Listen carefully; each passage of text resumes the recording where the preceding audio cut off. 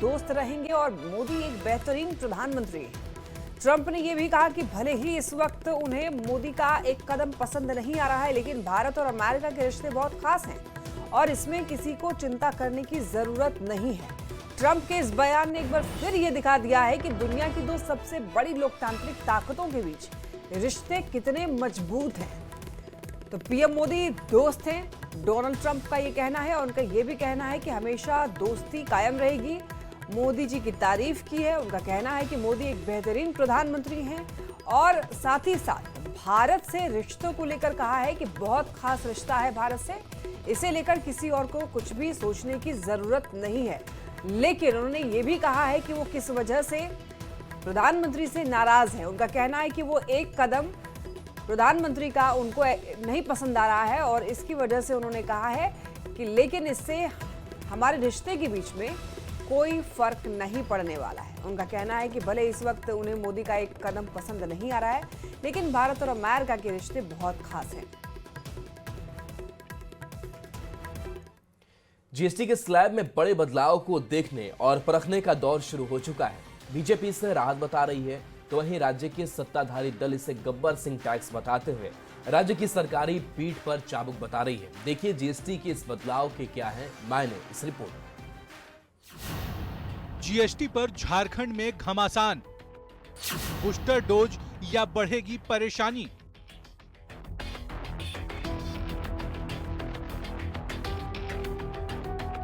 देश में जीएसटी का पेंच शायद ही किसी को समझ में आता हो, लेकिन उससे मिलने वाली राहत सभी को समझ आती है। केंद्र सरकार ने जीएसटी के स्लैब में जैसे ही 5% और 18% का बड़ा बदलाव किया, सियासत में हंगामा मच गया। सुर्खियां बटोर रहे इस राहत को सीधे बिहार चुनाव और झारखंड को होने वाले रेवेन्यू नुकसान से जोड़ दिया गया। ऐसे में बीजेपी के राष्ट्रीय महामंत्री ने ये कहकर सियासी तपिश बढ़ा दी कि जीएसटी में इस बड़े बदलाव के बाद केंद्र सरकार को 50,000 करोड़ के नुकसान से गुजरना पड़ा है, लिहाजा राज्य को भी जनता के हित के बारे में सोचना चाहिए। हमें 50,000 करोड़ रुपए का रेवेन्यू लॉस हो रहा है। झारखंड सरकार कह दे कि वो जनता की प्रतिनिधि नहीं है। 9-10 सालों से जो शोषण किया गया, जो एक गब्बर सिंह टैक्स, तानाशाही टैक्स आप जजिया कर बोल सकते हैं, वो लगाया गया। 2000 करोड़ से अधिक का नुकसान है और ये वित्त मंत्री महोदय ने बोला है, मीटिंग में भी बोला है। कांग्रेस और आरजेडी की नजर में जीएसटी में बदलाव के पीछे बीजेपी की सियासी चाल है। वहीं बीजेपी ने पलटवार करते हुए राज्य के सत्ताधारी दलों को अर्थशास्त्र का सामान्य फॉर्मूला समझाया है। वित्तीय घाटा का प्रश्न है। राज्य के वित्त मंत्री हमारे स्टेट में राधा कृष्ण किशोर जी ने यह आशंका व्यक्त किया है कि लगभग 2000 करोड़ का इस स्लैब के चेंज होने से हमको नुकसान हो सकता है। भारतीय जनता पार्टी जब जब चुनाव आता है तब तक उनको गरीब मध्यम वर्ग याद आता है। बिहार चुनाव को देख करके ये सगुफा छोड़ा गया है। जो ये नुकसान का आकलन कर रहे हैं, तो इनका बजट 1.25 लाख करोड़ का होता है। 2000 करोड़ का नुकसान का आकलन इन्होंने कैसे कर दिया ये पता नहीं। ये ड्राइंग रूम इकोनॉमिस्ट हैं, ये लोग ऐसे ही बैठकर आकलन कर देते हैं। सियासी नुकसान के दावों के बीच चैम्बर का बयान काफी महत्वपूर्ण है। झारखंड को खास करके काफी अच्छा पैकेज मिला है। कोयला का हब है ये, यहाँ पे 5% से उसको 18% कर दिया गया है। 13% का जीएसटी बढ़ा दिया गया है, तो राज्य के राजस्व में इसमें काफी वृद्धि होगी। कुल मिलाकर ये कहना गलत नहीं होगा कि जीएसटी बदलाव ने सियासी पारा हाई कर दिया है। जेएमएम ने जीएसटी को गब्बर सिंह टैक्स बताते हुए इसमें बदलाव से झारखंड को 2000 करोड़ के नुकसान की बात कही है। झारखंड को भी अपने हिस्से का नुकसान झेलना होगा। कुल मिलाकर सियासी अर्थशास्त्र जो भी कहते हों, लेकिन इंतजार वास्तविक अर्थशास्त्र का है। संजय कुमार सिन्हा, न्यूज़ 18, रांची। देखिए, मुख्यमंत्री नीतीश कुमार 7 सितंबर को सिवान आ रहे हैं। जिले में 2 जगह सीएम का कार्यक्रम है। पचरुखी प्रखंड के नारायणपुर और पपौर पंचायत सरकार भवन में सीएम का कार्यक्रम होना है। इस दौरान करोड़ों की योजनाओं का शिलान्यास और उद्घाटन करेंगे। तो वहीं सीएम के आगमन को लेकर प्रशासन अलर्ट मोड में है। ज्यादा जानकारी दे रहे हैं न्यूज़ 18 संवाददाता मृत्युंजय सिंह। सीएम नीतीश कुमार सिवान आ रहे हैं। उनके आगमन को लेकर प्रशासनिक महकमा तैयारियों में जुटा हुआ है। तो वहीं सुरक्षा में कहीं चूक नहीं हो, जिसको लेकर लगातार सिवान के डीएम और एसपी मॉनिटरिंग कर रहे हैं, जायजा ले रहे हैं। इस वक्त हम पपौर में हैं, जहां पे मुख्यमंत्री का कार्यक्रम होना है। ऐसे में उनके आगमन को लेकर प्रशासनिक महकमा पूरी तरह से अलर्ट मोड में है। सीएम के आगमन को लेकर जहां प्रशासनिक महकमा अलर्ट मोड में है, तो वहीं यहाँ पर कई योजनाओं का सीएम द्वारा शिलान्यास और उद्घाटन किया जाएगा, जिसको लेकर लगातार डीएम और एसपी मॉनिटरिंग कर रहे हैं, जायजा दे रहे हैं, ताकि उनकी आगमन में कहीं भी किसी प्रकार की चूक नहीं हो। Mrityunjay Singh, news 18 Siwan.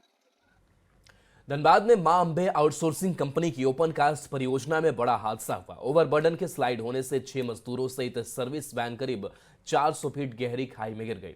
BCCL area 4 अंतर्गत अंगार पथरा ओपी क्षेत्र में चल रहे खदान में पानी भरा हुआ था। सर्विस वैन के परखच्चे उड़ गए, जबकि 6 मजदूरों के जीवित होने की संभावना कम है।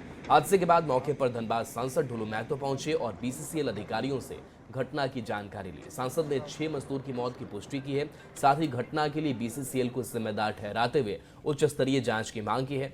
ग्राउंड जीरो पर बीसीसीएल के अधिकारियों के साथ रेस्क्यू टीम मौजूद है और सर्विस वैन के साथ मजदूरों को निकालने में जुटी है। लोगों में बीसीसीएल के प्रति नाराजगी दिख रही है। स्थानीय लोगों के मुताबिक 2 लोगों को रेस्क्यू कर बाहर निकाला गया है और उन्हें एम्बुलेंस अस्पताल ले जाया गया है। यूनियन के नेताओं ने डीजीएमएस के नियमों की अनदेखी कर कोयला उत्खनन का आरोप लगाया है।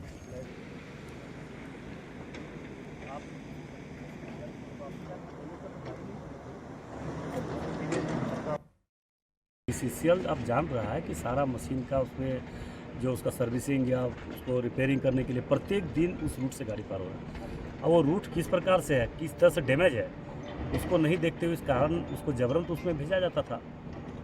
6 लोगों की जान गई।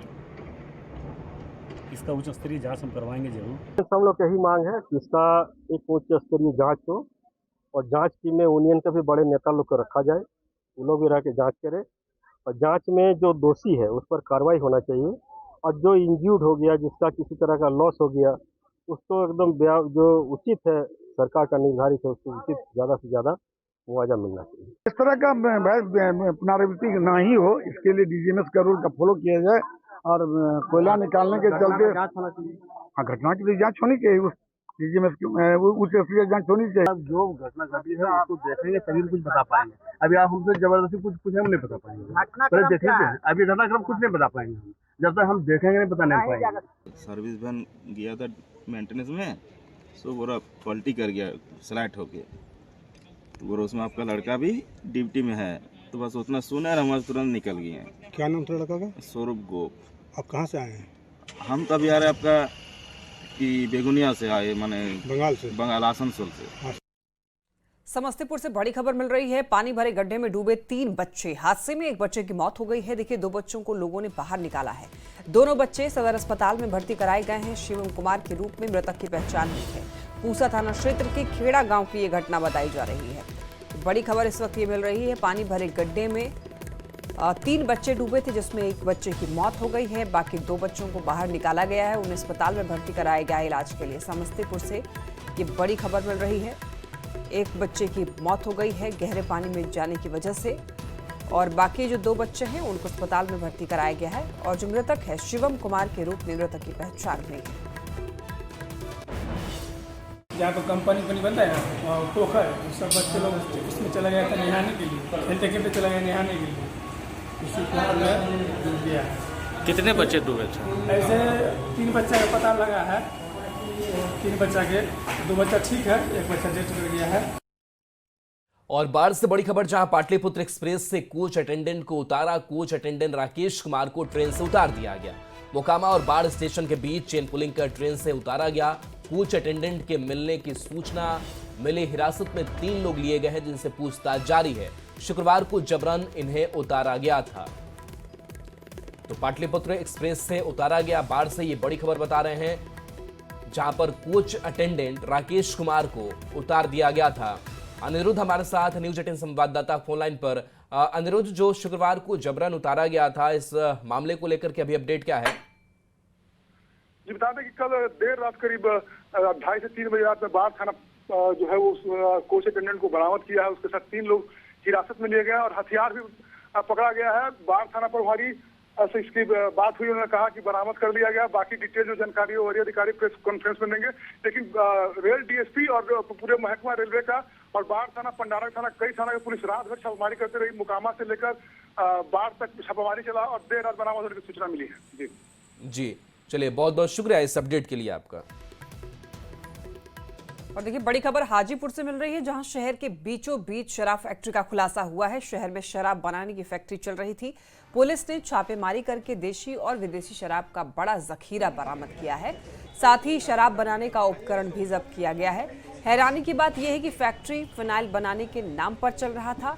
दरअसल नगर थाने से महज 300 मीटर दूर ये गोरख धंधा फल फूल रहा था और पुलिस को कोई खबर ही नहीं थी। जगदम्बा स्थान के पास के 2 मंजिला मकान से पुलिस ने पंचिंग मशीन और अर्धनिर्मित शराब की बोतलें, खाली बोतल, होम्योपैथिक दवाएं, स्कैनर, स्टिकर और रॉयल टैक्स कंपनी की स्टिकर समेत कई ब्रांड की बोतल भारी मात्रा में यहां से बरामद किया गया है और मौके से पुलिस ने 2 लोगों को गिरफ्तार किया है।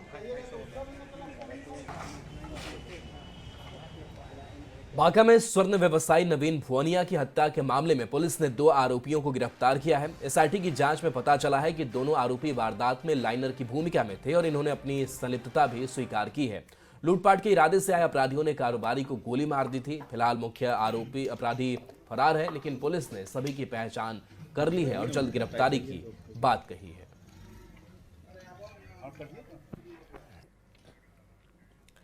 देश भर में भारी बारिश और नदियों के उफान ने हालात बिगाड़ दिए हैं। दिल्ली में यमुना नदी के बढ़े हुए जलस्तर से किनारे के जो इलाके हैं वो डूब गए हैं। वहां पर रह रहे लोगों का पलायन हो गया है। वहीं पंजाब में बाढ़ ने हाहाकार मचा रखा है। हिमाचल और जम्मू कश्मीर से छोड़े गए पानी के चलते सतलुज, ब्यास और रावी समेत 24 नदियां विकराल रूप ले चुकी हैं। केंद्रीय जल आयोग की रिपोर्ट के मुताबिक देश में 24 नदियों में गंभीर बाढ़ की स्थिति है। वहीं 33 नदियां सामान्य से ऊपर बह रही हैं, जिसकी वजह से देश के कई राज्यों में बाढ़ से लोग खौफ में हैं। इन तस्वीरों को देखिए, टीवी स्क्रीन पर 8 तस्वीरें देख सकते हैं कैसे देश के 8 राज्य बाढ़ की चपेट में हैं। लगातार बारिश से सड़कें डूब चुकी हैं, गांव शहर कट चुके हैं और लोग सुरक्षित ठिकानों की तलाश में हैं। तो ये 8 जगह की तस्वीरें दिल्ली, पंजाब, उत्तर प्रदेश, गुजरात, जम्मू कश्मीर, बिहार, राजस्थान, मध्य प्रदेश। इन सभी राज्यों के कुछ इलाके ऐसे हैं जो कि ज्यादा बारिश होने की वजह से यहाँ के लोग त्रस्त हैं, बाढ़ की स्थिति है। हालांकि प्रशासन रेस्क्यू ऑपरेशन में जुटा हुआ है, लेकिन आसमान से गिरती हुई बारिश, पहाड़ों से छोड़ा गया पानी राहत कार्यों को चुनौती दे रहा है।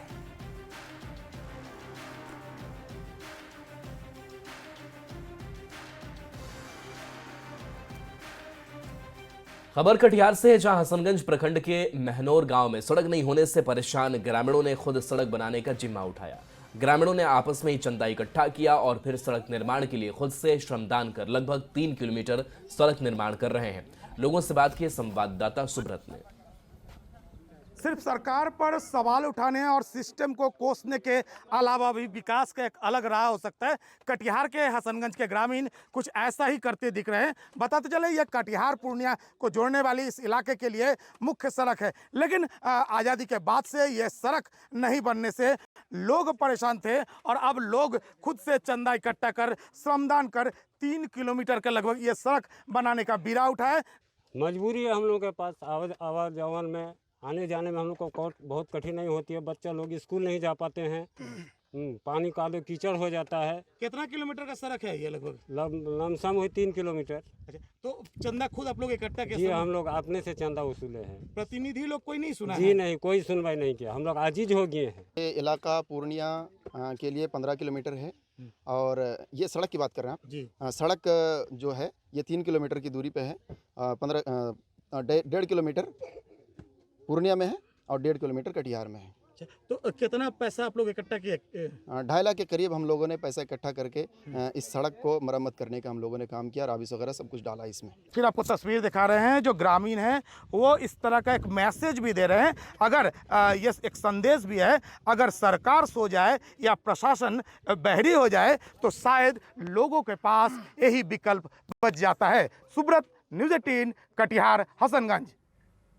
और देखिए अगली खबर मिल रही है शेखपुरा से, जहां सरसा जमालपुर रेलवे स्टेशन निर्माण कार्य में लगे मजदूरों को पिछले 3 महीने से मजदूरी नहीं मिल रही है। 2 वक्त की रोटी का जुगाड़ करने वाले मजदूर आर्थिक संकट से गुजर रहे हैं और कंपनी से मजदूरी का भुगतान करने की गुहार लगा रहे हैं।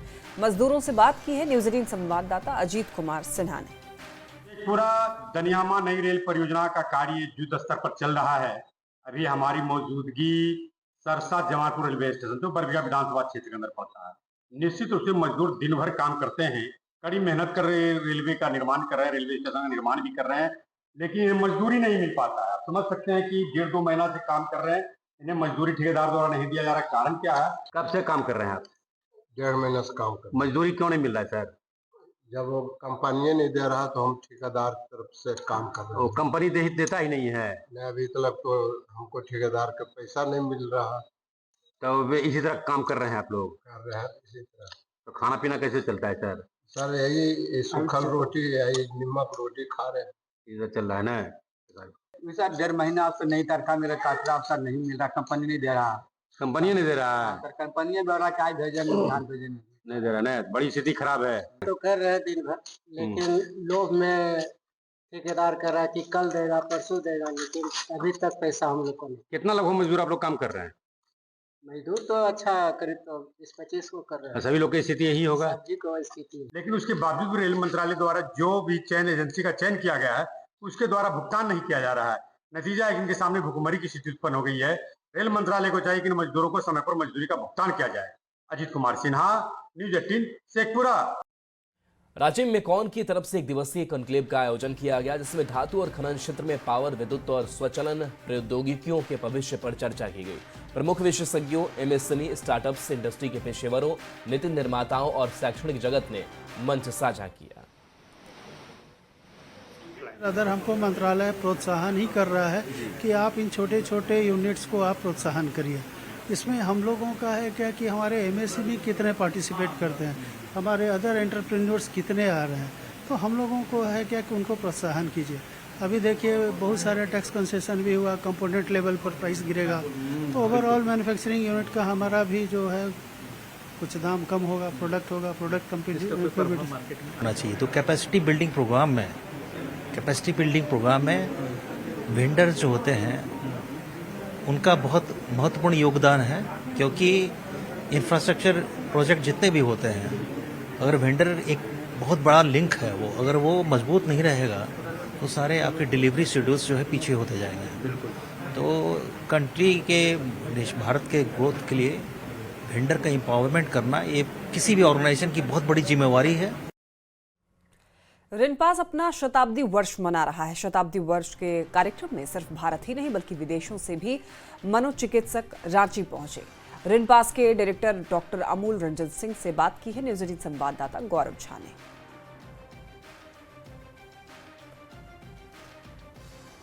शताब्दी दिवस मना रहा है। इस वक्त हमारे साथ रिनपास के डायरेक्टर हैं। हम जरूर ये जानने का प्रयास करेंगे सर कि अब तक का जो कहानी रिनपास का रहा है वो किस तरीके से रहा। देखिए, इसकी स्थापना रेनपास के जिसको हम लोग बोलते हैं रांची में सन 1925 में जैसे आपको बतलाया हुआ है, ठीक है। और तब ये एक मानसिक अस्पताल खोला गया था बेसिकली इंडियन पॉपुलेशन के लिए। उस समय जो लोग भारतीय थे उनका इलाज यहाँ पर होता क्योंकि ब्रिटिश रूल था, और यूरोपियंस का जो इलाज होता था वो CIP में होता था, ठीक है ना, यूरोपियन हॉस्पिटल उसको बोलते हैं। और उसके बाद इसका 1958 में नाम बदल करके रांची मानसिक आरोग्यशाला किया गया स्वतंत्रता के बाद, और 1947 के बाद इसको राज्य सरकार ने ले लिया स्वतंत्रता के पश्चात। तब से राज्य सरकार द्वारा ही संचालित है ये। सन 98 में इसका नाम रिनपास पड़ा, Ranchi institute of neuropsychiatry and allied sciences, और शैक्षणिक संस्थान इसको घोषित कर दिया गया। घोषित नहीं बल्कि हम लोगों ने पाठ्यक्रम भी सन 2000 से शुरू कर दिया। उसका सबसे बड़ा फ़ायदा हमारे मरीजों को हुआ। क्यों? पहले बहुत कम कंसल्टेंट थे, मरीज को उतना समय नहीं दे पाते थे। अब क्या हो गया, जब स्टूडेंट्स आ गए तो हर वार्ड में उनकी पोस्टिंग है, OPD में उनकी पोस्टिंग है, मरीजों के साथ संवाद है, रेगुलर असेसमेंट होता है मरीज का।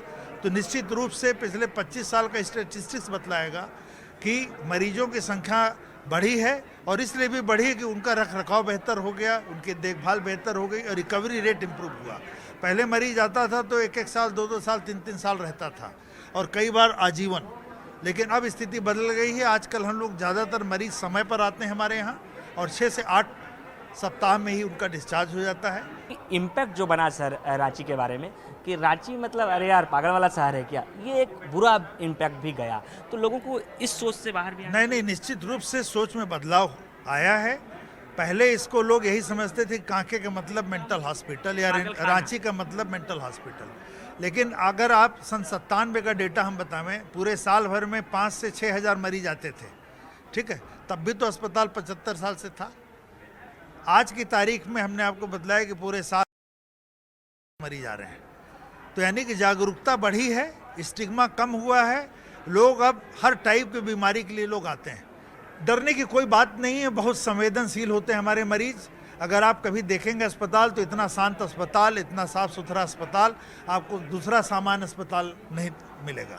बिल्कुल, हमारे साथ ऋण पास के डायरेक्टर साहब थे जिन्होंने बताया कि किस तरीके से अब तक का ऋण पास का इतिहास रहा है, कैसे ये आने वाले वर्षों में भी कार्य करेगा। कैमरा पर्सन संत के साथ गौरव झा, न्यूज़ 18। बिहार के पर्यटकों के घूमने की पहली पसंद रामगढ़ का पतरातू लेक बन गया है। यहाँ की खूबसूरती को देखने के लिए बिहार से बड़ी संख्या में पर्यटक प्रतिदिन पहुंच रहे हैं। पर्यटकों ने बताया कि पहाड़ के बीचों बीच लेक की खूबसूरती काफी मनमोहक और अलग है। यहाँ के प्राकृतिक नज़ारे दिल को सुकून देने वाली है। खासकर जंगल, हरियाली, पहाड़ और नदियां उन्हें यहाँ बार बार आने को मजबूर करती हैं। अधिक जानकारी दे रहे हैं संवाददाता जावेद खान। लगातार बारिश के बाद पतरातू का मौसम काफ़ी सुहाना हो गया है और इस वक्त मैं मौजूद हूँ पतरातू लेक पे। आप देख सकते हैं यहाँ कई जगहों से पर्यटक आए हैं, खासकर बिहार से यहाँ पर्यटक आए हैं। इनसे हम सीधे बात करेंगे। कहाँ से, क्या नाम है? जी, मेरा नाम है रुखसार फातिमा और मैं पटना से हूँ। अच्छा, तो पहली बार यहाँ आई हैं? यहाँ पतरातू लेक खूबसूरत, एक ही बात, खूबसूरत बहुत खूबसूरत, और बहुत मजा आया घूम के हम लोग को। अच्छा लगा जी। कैसा लगा? यहाँ बहुत अच्छे, बहुत मजा आया और बहुत खूबसूरत व्यू है यहाँ पे। अच्छा, पटना से पहली बार यहाँ आई? जी जी। आप? मेरा नाम सिमरन हुआ और पतरातू लेक है, घूमकर बहुत अच्छा लगा हम लोगों को। अच्छा लगा? बहुत बहुत। फिर आएंगे यहाँ दोबारा? बिल्कुल आएंगे। क्या अच्छा लगा यहाँ पतरातू लेक में? यहाँ पे जो बोर्डिंग का जो व्यू था बहुत मस्त था, बहुत अच्छा लगा करके। तो नहीं लग रहा? क्या पैसा ज्यादा तो नहीं? थोड़ा बहुत ज्यादा है, लेकिन कोई नहीं, घूमकर पूरा हो गया, एंजॉयमेंट पूरा हो गया। एंजॉयमेंट पूरा है। आइलैंड कुछ हाँ, आइलैंड पे भी मैंने गई थी, वो तो बहुत अच्छा व्यू था। वहाँ का व्यू, फोटो देने का व्यू बहुत अच्छा था। अच्छा, कहाँ से आई हैं आप? बांका से। तो कैसा लगा आपको पतरातू? बहुत अच्छा। पहली बार आई हैं? कैमरे में कैद की यहाँ का खूबसूरती को? बहुत।